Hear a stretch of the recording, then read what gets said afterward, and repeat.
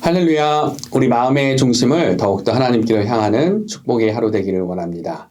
우리 하루의 첫 시작 찬송가 280장 천부여 의지없어서 우리 함께 찬양하면서 가정에서 드리는 새벽 예배 하나님께로 나아가도록 하겠습니다.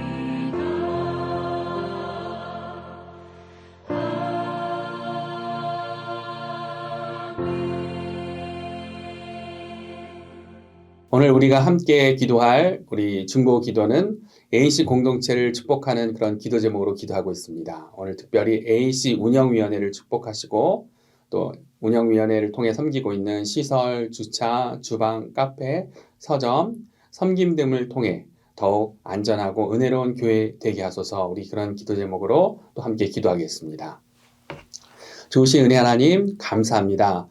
오늘도 우리에게 새로운 날, 또 새로운 한 주를 또 기도로 하나님의 말씀으로 시작할 수 있는 은혜 주심에 감사합니다. 오늘도 하나님의 음성에 순종할 때 우리에게 예배하신 그런 은혜를 누리는 복된 하루, 축복의 한 주 되게 하시고 또 오늘 우리가 함께 기도하는 기도 제목 AC 운영위원회를 통해 곳에 있는 섬김됨을 통해 더욱더 안전하고 더욱더 사랑이 넘치는 은혜가 넘치는 그런 공동체 되게 하여 주시옵소서. 오늘 주신 말씀에 감사드리며 우리 주 예수 그리스도 이름으로 기도드렸습니다. 아멘. 오늘 우리에게 주신 말씀 우리 함께 같이 보도록 하겠습니다. 누가복음 18장 9절부터 14절 말씀 우리 함께 보도록 하겠습니다. 또 자기를 의롭다고 믿고 다른 사람을 멸시하는 자들에게 이 비유로 말씀하시되 두 사람이 기도하러 성전에 올라가니 하나는 바리새인이요 하나는 세리라. 바리새인은 서서 따로 기도하여 이르되 하나님이여 나는 다른 사람들 곧 토색, 불의, 간음을 하는 자들과 같지 아니하고 이 세리와도 같지 아니함을 감사하나이다. 나는 일에 2번씩 금식하고 또 소득의 11조를 드리나이다 하고 세리는 멀리 서서 감히 눈을 들어 하늘을 쳐다보지도 못하고 다만 가슴을 치며 이르되 하나님이여 불쌍히 여기소서 나는 죄인이로소이다 하였느니라. 내가 너희에게 이르노니 이에 저 바리새인이 아니고 이 사람이 의롭다 하심을 받고 그의 집으로 내려갔느니라. 무릇 자기를 높이는 자는 낮아지고 자기를 낮추는 자는 높아지리라 하시니라. 아멘. 우리에게 주신 하나님의 귀한 말씀입니다. 예수님께서 갈릴리로부터 사마리아를 지나 예루살렘을 향해 가는 여정에 있죠. 그래서 이제는 예루살렘 쪽으로 많이 이렇게 내려오셔서 여리고 근처까지 오셨습니다. 그래서 이제 수요일 본문의 35절을 보시면 여리고에 가까이 가셨을 때라는 그런 내용이 나오는 것으로 예수님이 어느 쯤에 있다는 것을 우리가 알 수 있습니다. 이제 여리고를 들리셔서 맹인을 고치시고 또 세리 삭개오를 구원하시고 예루살렘을 향해 가시게 되는데 이 여리고는 이 전 세상에서 가장 오래된 도시라고도 하죠. 이 여리고는 그런데 해수면보다 낮은 지대고 또 예루살렘은 해발 750m 그러니까 여리고에서 예루살렘으로 가려면 높은 지대 오르막길을 걸어야 합니다. 그래서 성전에 제사를 드리고 또 기도하기 위해 가는 순례자들이 그 길을 사용했고요. 또 제사장들 많은 무리들이 성전을 향해 오르막길을 걸으며 순례의 발걸음을 내딛었을 것입니다. 지금도 여리고에서 예루살렘 그 길을 따라 이렇게 걸어가면 한 8시간 정도가 걸리는데 당시에는 이 신발도 더 불편했을 것이기에 더 시간이 많이 걸리고 힘들었겠죠.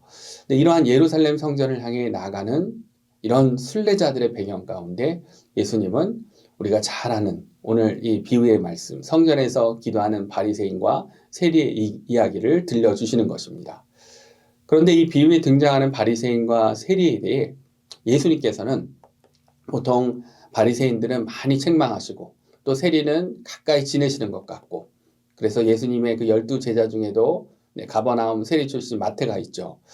또 오늘 예수님의 비유에도 보면 이 겸손한 세리가 등장하기 때문에 우리가 오해하면 바리새인은 위선자, 세리는 무조건 겸손한 자 이런 우리가 오해를 할 수 있죠. 그렇지만 예수님 당시를 생각해 보면 사람들에게 오히려 바리새인들이 존경받는 자들이었습니다. 왜냐하면 이 바리새인들은 바리새, 그래서 히브리어로 페루심, 그래서 분리된 자들이란 그런 뜻을 갖고 있는데요. 예수님 시대보다 훨씬 앞선 기원전 2세기, 그러니까 헬라 시대, 그리스 시대, 마카비 시대부터 분리된 자들 해서 세속에 물들지 않고 세속 문화에 물들지 않고 모세 율법과 유대 전통을 철저하게 지키면서 하나님의 그 말씀을 가르치는 자들이었습니다. 그러니까 일반적으로 사람들에게 존경받는 자들이었죠. 그런데 예수님이 의롭게 말씀하시는 것 같은 세리들, 예수님의 친구 같은 이런 세리들, 이 세리들은 유대인들에게 비판받는 자들이었습니다. 왜냐하면 민족을 배신한 로마의 앞잡이 같은 그런 자들, 로마에게 이 세금을 걷어 바치는 이 배신자들. 그렇게 이제 복음서를 보면 세리라는 단어가 나오면 항상 죄인이라는 단어가 같이 나오죠. 그래서 세리, 창녀, 죄인 이런 식으로. 그래서 유대인들은 세리를 죄인 중에 죄인으로 취급했습니다. 그리고 이들 세리들은 결코 가난한 자가 아니었습니다. 상대적으로 부유한 자들이었죠. 그래서 성전에서 기도하는 바리새인과 세리 오늘 비유 이야기, 오늘 이 비유에 관한 그림을 보면 보통 바리새인들이 화려한 옷을 쫙 입고 세리들은 이 검소한 옷을 입고 있는 것 같은데 그렇지 않았을 겁니다. 오히려 바리새인들이 검소한 옷을 입고 세리들이 로마식의 더 화려한 옷을 입었을 것입니다. 특히 삭개오 같은 이 세리장은 세리들을 관리하고 있는 더 많은 이 부유와 이 권력을 소유하고 있던 높은 직책이었죠. 그런데 예수님은 당시에 이런 일반적인 배경을 무시하는 것처럼 오늘 비유에서도 바리새인을 위선자로 그리고 세리를 의로운 자로 등장시킵니다. 그래서 바리새인은 아마 말할 것도 없고 이 비유를 듣고 있던 사람들이 적지 않은 충격을 받았을 것입니다. 그래서 우리가 나름 사람들에게 존경받고 있는 자들인데 우리가 하나님의 말씀을 지키고자 이 마카비 시대부터 세속 권력과 타협하지 않고 목숨을 걸고 싸워가며 또 지성소에 있던 막 제우스 신을 무너뜨리며 성전을 정화하기도 하고 목숨을 바쳐가며 우리 선배들이 얼마나 많은 노력을 한 자들인데 우리 예수님은 이렇게만 보실까? 반대로 이 세리들, 도대체가 이 로마 권력에 빌부터 동족에게 정말 요즘 속어로 삥 뜯는 거죠. 그렇게 삥 뜯어서 원수들에게 바치는 이러한 자들, 얼마나 죄인 중에 죄인입니까? 그런데 예수님은 이들의 친구 같은 거죠. 제자 중에 세리 하나는 떡하니 자리 잡고 있습니다. 얼마나 이 마음에 안 들었겠습니까? 그런데 예수님은 오늘 비유로 성전에서 기도하는 바리새인과 세리가 어떤 모습을 갖고 있는지를 말씀하십니다. 바리새인의 모습은 어떻습니까? 우리 11절, 12절 다시 볼까요? 바리새인은 서서 따로 기도하여 이르되 하나님이여 나는 다른 사람들 곧 토색, 불의, 간음을 하는 자들과 같지 아니하고 이 세리와도 같지 아니함을 감사하나이다. 나는 일에 2번씩 금식하고 또 소득의 11조를 드리나이다 하고 바리새인은 이렇게 따로 서서 기도한다고 했죠. 네, 앞서 설명드린 것처럼 기도할 때도 페루심, 그러니까 공간적으로도 구별되고자 하는 자들입니다. 얼마나 거룩하게 정결하게 구별되려고 했는지. 또 삶의 내용에서도 다른 사람들과 자신을 다르다는 거죠. 다른 사람들 토색하는 자들, 그래서 이 토색하다는 요즘 사용 안 하는 말인데 강제로 빼앗는다는 거죠. 네, 삥 뜯는 거. 그러니까 이 강도 같은 자들, 불의한 자들, 간음하는 자들, 그리고 또 콕 집어서 이 세리와도 같지 않아서 감사하다. 네, 이렇게 바리새인을 예수님이 이야기합니다. 그리고 일주일에 2번씩 금식하고 11조를 철저하게 지킨다. 네, 예수님이 비유에 등장시킨 바리새인의 모습입니다. 이번에는 예수님이 묘사하는 세리를 보면 13절 말씀을 보면 세리는 이렇죠. 예수님이 세리는 이렇게 그리십니다. 세리는 멀리 서서 감히 눈을 들어 하늘을 쳐다보지도 못하고 다만 가슴을 치며 이르되 하나님이여 불쌍히 여기소서 나는 죄인이로소이다 하였느니라. 예수님의 그리시는 세리의 모습 이렇게 등장시키죠. 이 비유를 들으면서 바리새인들이 많이 억울하다고 했을 것입니다. 예수님이 진짜 이 세리가 조국의 어떤 배신자고 얼마나 죄인인지를 정말 모르시는가 그렇게 생각했겠죠. 네, 그렇다고 한다면 예수님은 어떤 이렇게 고정관념을 갖고 계신 거 아닌가? 네, 우리 예수님에게 바리새인은 무조건 독사의 자식들, 무조건 위선자, 악인, 반대로 세리는 착한 사람, 의로운 사람입니까? 네, 그렇지 않죠. 근데 왜 그렇습니까? 예수님이 왜 이렇게 말씀하십니까? 이것은 예수님이 가르치실 때 사용하는 강조법 같은 거죠. 깨달음을 주시기 위해 어떤 역설적인 상황을 만들어 놓고 사람들에게 신선한 충격을 주시는 겁니다. 오늘 이 비유를 다시 보면 이 비유가 누구를 위한 비유라고 그렇게 이야기합니까? 오늘 보면 첫 구절 9절에 이 비유를 위한 목적이 나옵니다.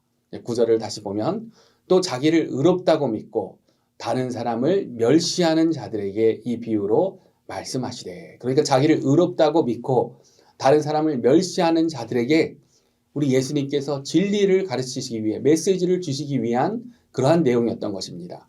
우리 하나님은 겉모습이 아니라 그 중심을 보시는 하나님이시라는 이 메시지를 충격적인 방법으로 전달하시는 것이죠. 우리가 겉으로 보기엔 의로운 사람 같아요. 겉으로 보기엔 거룩해 보여요. 그러나 자신이 하나님 앞에 의로울 수 있다. 내 노력으로 하나님 기준에 도달할 수 있다. 내가 이만큼 노력했으니까 이만큼 열심히 하니까 하나님께 인정받았을 것이다. 네, 이런 모든 것은 착각이라는 것입니다. 또 그러한 자신의 기준으로 이런 기준을 갖고 있으면 어떻습니까? 다른 사람을 판단하고 정죄하고 미워하게 되죠. 그런데 그러한 죄악은 하나님이 너무나 싫어하신다는 것. 그것을 오늘 예수님은 가르쳐주고 계시는 것입니다. 그래서 누구나 의롭다고 생각하고 거룩하다고 생각하고 헬라 시대에도 그토록 거룩함을 지키고자 노력했고 지금 로마 시대에도 말씀대로 살고자 하던 많은 사람들이 존경하던 바리새인을 우리 예수님은 그런 예로 드시는 것입니다. 하나님은 겉모습이 아니라 그 중심을 보신다는 것. 반대로 모든 사람들이 미워하고 정죄하는 세리들, 그런데 아마 부유함으로 그 겉모습은 화려했을 수 있을 세리들, 그래서 민족의 배신자로 더 시기받고 비판받았을 그런 세리들. 그런데 마찬가지로 그런 경우에도 어떻습니까? 겉모습이 아니라 하나님은 그 중심에 있던 겸손한 모습, 회개하는 어떤 그러한 자세, 자신을 낮추는 자세, 바로 그것을 기뻐하신다는 것을 우리 예수님은 가르쳐 주시는 것입니다. 그러한 모습을 의롭게 보신다는 것이죠. 겉이 아니라 그 중심을 보시는 하나님을 가르치십니다. 이렇게 하늘의 진리를 가르쳐 주시는데, 이것은 예수님이 성자 하나님이신 예수님이 그 중심을 보시는 하나님이셨기에 가능한 가르치심이었겠죠. 우리 예수님 누구든 그 중심을 보실 수가 있으니까. 바리새인이어서 악인이 아니고 세리여서 의로운 자가 아닙니다. 하나님 앞에 그 마음의 중심, 또 다른 사람에게 대하는 그 마음이 어떠하냐는 것, 그것이 우리 하나님께 중요한 것이죠. 그렇게 우리가 오늘 말씀을 통해 우리가 순종하고 결단할 것을 중심을 보시는 하나님 앞에 우리의 마음을 살피며 겸손한 자가 되기를 원합니다. 우리의 신앙의 내용, 내가 얼마나 착하게 살려고 그렇게 하고 있는데, 내가 얼마나 거룩하게 살려고 노력하는데, 성경 공부를 얼마나 열심히 참여하고, 기도를 얼마나 많이 하고, 헌금을 얼마나 잘하고, 봉사 사역을 얼마나 많이 하고, 또 내가 선교를 얼마나 많이 참여하는데, 그런데 이것이 우리 하나님의 기준이 아니라는 것이죠. 우리 하나님은 중심을 보시는 하나님이시기에 얼마나 많이, 얼마나 자주가 아니라 왜, 어떤 동기와 그리고 어떤 마음으로 그것을 하는지가 더 중요한 것입니다. 사랑과 감사와 기쁨이 그 동기가 되어야 하는 것이죠. 그래서 그렇다고 오해하면 기도생활, 봉사, 사역, 헌금 생활이 중요한 게 아니라 마음이 중요한 것이로구나. 그래서 나는 그런 것 안 해도 내 중심은 기쁨과 감사가 가득하다. 또 이런 분이 계시다면 이거는 불가능한 이야기죠. 우리 안에 진정한 기쁨과 그리고 정말 감사가 넘쳐난다면 열매로서 신앙의 행위들은 반드시 뒤따라오게 되어 있습니다. 그런데 그런 행위는 결코 우리의 의가 아닌, 인정받기 위한 행위가 아닌 열매로서 자연스럽게 맺어지는 그러한 행위들, 그러한 신앙생활이라는 것이죠. 그래서 우리 하나님은 나의 겉모습과 행위가 아니라 중심을 보시는 하나님이라는 이 사실을 잊지 말아야 합니다. 그렇게 우리의 마음을 겸손하게 하고 하나님의 그 크신 은혜를 기억하고 더욱더 경험하며 다른 사람들에 대한 사랑의 마음을 갖는 저와 여러분들 되기를 원합니다. 두 번째로 오늘 말씀을 통해 우리가 좀 더 어떻게 다른 사람들을 판단하지 않고, 그리고 이 판단하고 멸시하는 자들을 위한 비유라고 말씀하셨는데, 이런 멸시하는 이런 죄성이 아니라 이해함과 사랑으로 살아갈 수 있을까?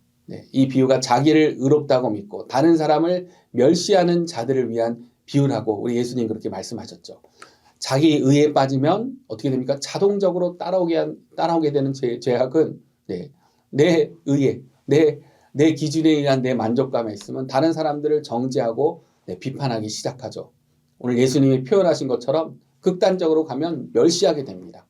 이러한 다른 사람을 멸시하는 죄로부터 돌이킬 수 있는 방법, 한 가지밖에 없죠. 무엇입니까?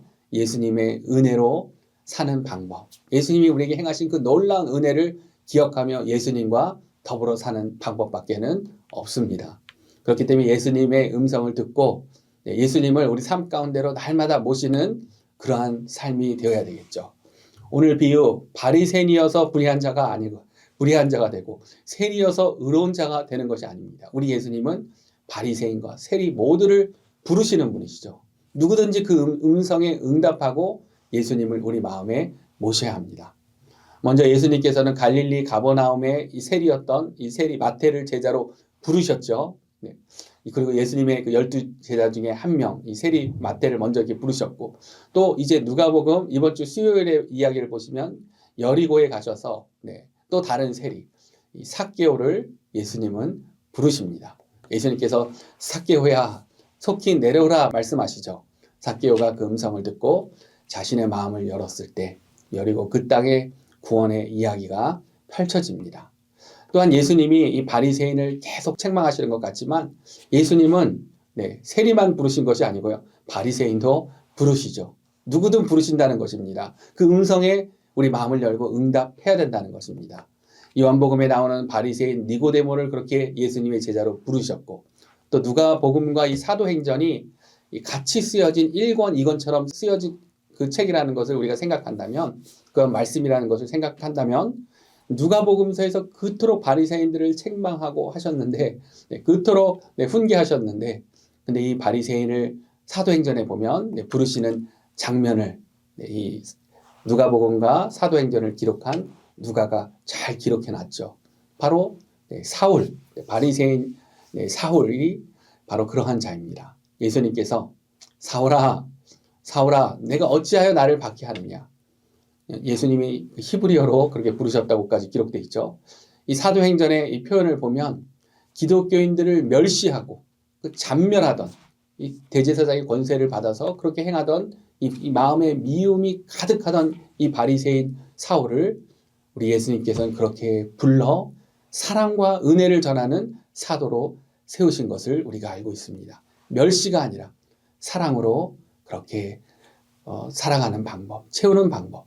세리던 바리새인이던 그 누구든 예수님의 음성을 듣고 예수님을 우리 마음으로 모셔야 합니다. 요한계시록의 그 미지근함으로 책망받던 그 교회, 어떤 교회입니까? 라오디게아 교회. 근데 그 교회 하신 그 말씀을, 예수님의 말씀을 우리가 잘 알고 있죠. 요한계시록 3장 20절 말씀입니다. 이렇게 말씀하십니다. 볼지어다 내가 문 밖에 서서 두드리노니 누구든지 내 음성을 듣고 문을 열면 내가 그에게로 들어가 그와 더불어 먹고 그는 나와 더불어 먹으리라. 아멘. 라오디게아 교회가 예수님과 모르던 사이가 아니죠. 그런데 어느 순간 예수님이 문 밖에 계십니다. 예수님을 문 밖에 세워놨습니다. 네, 이게 우리의 신앙의 모습이 될 수 있는 것이죠. 그렇기 때문에 날마다 그 마음 밖에 계신 예수님이 계시다면 그 음성을 듣고 다시금 예수님을 우리 가운데로 모셔야 한다는 것입니다. 예수님의 은혜로 채워져야 우리에 있는 이 무정한 마음, 우리 안에 있는 정죄와 판단과 미움과 극단적으로 가면 멸시하는 이런 마음, 그런 마음이 아니라 우리 가운데 사랑이 나올 수 있는 것이죠. 우리가 그러한 신앙이 되기를 원합니다. 이것이 다른 사람을 꼭 위해서가 아니라 우리의 삶이 더 풍요롭고 행복하고 우리에게 주신 인생이 더 축복된 인생이 되기 위해서도 우리가 그렇게 사랑으로 변하는 것이 필요합니다. 그래서 오늘 말씀 중심을 보시는 하나님 앞에 겸손하기를 원합니다. 그리고 예수님의 음성을 듣고 예수님과 더욱더 더불어 살면서 그 은혜를 생각하면서 미움과 판단과 멸시와 시기가 아니라 사랑으로 더욱더 채워주시는 저와 여러분들 되시기를 우리 주 예수님의 이름으로 축원합니다. 우리 함께 기도하도록 하겠습니다. 좋으신 은혜 하나님 감사합니다. 오늘도 비유를 통해 우리의 마음을 볼 수 있도록 하나님의 지혜를 주셔서 감사합니다. 우리 마음 가운데 하나님을 더 사랑하는 겸손한 마음이 있게 하시고 다른 사람을 판단하고 정죄하는 것이 아니라 우리가 예수님의 음성을 잘 듣고 예수님을 순종하고 예수님과 더불어 살면서 그 은혜 가운데 우리의 마음이 사랑으로 바뀌어지며 그리고 그 사랑을 전할 수 있는 우리의 삶이 되게 하여 주시옵소서. 우리에게 주신 이 인생 더 행복하고 더 하나님이 주시는 평안을 누리며 사랑으로 살아갈 수 있는 이런 방법을, 이런 지혜를 알아주셔서 감사합니다. 성령님을 의지하며 순종하며 더욱더 예수님을 닮는 모습으로 변하는 우리가 되어지기를 원합니다. 그렇게 우리의 삶을 인도하시고 우리의 삶을 통해 영광 받으시옵소서. 감사드리며 우리 주 예수 그리스도 이름으로 기도드렸습니다. 아멘. 하나님의 은혜로 복된 하루, 또 축복의 한 주 되십시오.